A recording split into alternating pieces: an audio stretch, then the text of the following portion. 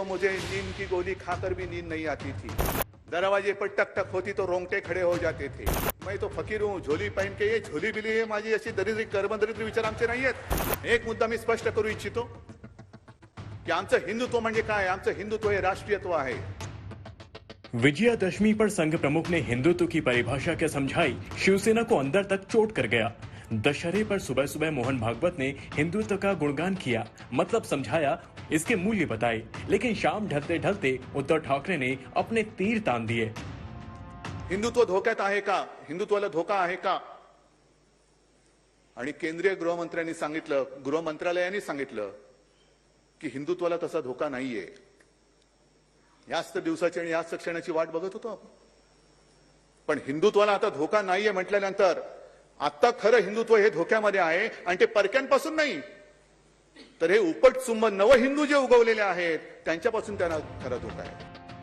महाराष्ट्र में सीएम की कुर्सी पर बैठने से पहले उद्धव ठाकरे के सुर हिंदुत्व को लेकर वैसे ही थे जैसे संघ और बीजेपी के, लेकिन सियासी वक्त का पहिया घूमा तो लड़ाई हिंदुत्व के ध्वजावाहक संघ से लेकर हिंदुत्व की सियासत करने वाली बीजेपी से ही शुरू हो गई। हालात तो ये हो गए कि जिस मंच से कभी बाला साहब ठाकरे कांग्रेस पर निशाना साधा करते थे, हिंदुत्व विरोधियों के खिलाफ करते थे, उसी मंच का इस्तेमाल उद्धव ने पीएम मोदी पर प्रहार करने के लिए किया। हे काय थोतांड नाहीये की मैं तो फकीर हूँ, झोली पहन के, ये झोली बिली आहे माझी अशी दरिद्री कर्मदरिद्री विचार आमचे नाही आहेत।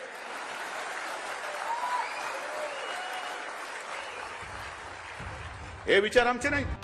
उद्धव का ये हमला हैरान करने वाला था, लिहाजा बीजेपी ने भी पलटवार करने में वक्त नहीं गंवाया। जिसके दम पर उद्धव की सत्ता महाराष्ट्र में बनी हुई है, उस सरकार को ही कटघरे में खड़ा करते हुए सबसे पहले भ्रष्ट करार दिया। आईटी के रेड्स में जिस प्रकार की दलाली महाराष्ट्र में मिली है, शायद महाराष्ट्र के इतिहास के सबसे भ्रष्ट सरकार के मुखिया के रूप में उनका नाम दर्ज होगा। इतना भ्रष्टाचार इससे पहले महाराष्ट्र में कभी भी नहीं देखा गया और ये सीबीआई रेड से सामने आ रहा है।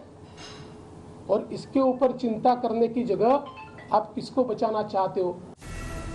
शिवसेना की डिक्शनरी के पन्ने अब बदल गए हैं, उसके शब्द नए सिरे से गढ़े गए हैं।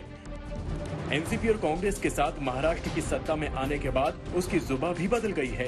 यही वजह है कि उद्धव सीधे सीधे संघ प्रमुख को ललकारते हुए लखीमपुर खरी तक अपनी सियासत को ले गए और पूर्वजों की कुंडली खगाते हुए चुपते सवाल ताक दिए। मोहन भागवतांचे जे आहेत विचार की या आपल्या देशामध्ये सर्वांचे पूर्वज हे एक होते। आता एकदम पूर्वजापर्यंत खूप जात नाही तर माकडापर्यंत पोहोचू आपण। पण या देशापुरता जरी विचार करायचा झाला तर सर्वांचे पूर्वज एक होते आहेत। हे जर आपल्याला मान्य असेल तर मग विरोधी पक्षांचे पूर्वज काय परग्रहावर आले होते का? आता जे काही शेतकरी आंदोलन करतायत त्यांचे पूर्वज काय परग्रहावर आले होते काय? लखीमपूरला जे शेतकरी दिवसा ढवळ्या मारले त्यांचे पूर्वज काय परग्रहावरून आले होते? बीजेपी को हिंदुत्व का पाठ पढ़ाने वाले उद्धव ठाकरे उसी शिवसेना के मुखिया हैं, जिसके गुंडों ने बरसों तक कभी उत्तर भारतीयों के साथ मारपीट की तो कभी दक्षिण भारतीयों के खिलाफ आग उगला। अब ऐसे में सवाल उठता है, क्या विवाद हिंदुत्व पर इसलिए बढ़ा है क्योंकि यूपी पंजाब जैसे चुनाव दहलीज पर खड़े हैं? क्या शिवसेना को एनसीपी कांग्रेस के साथ महाराष्ट्र में आने से जो डैमेज हुआ, उस डैमेज कंट्रोल के लिए उद्धव ने हिंदुत्व का कार्ड अपने अंदाज में चला है? जाहिर है हिंदुत्व की चैंपियन बनने का यह सियासी खेल इतना आसान नहीं है।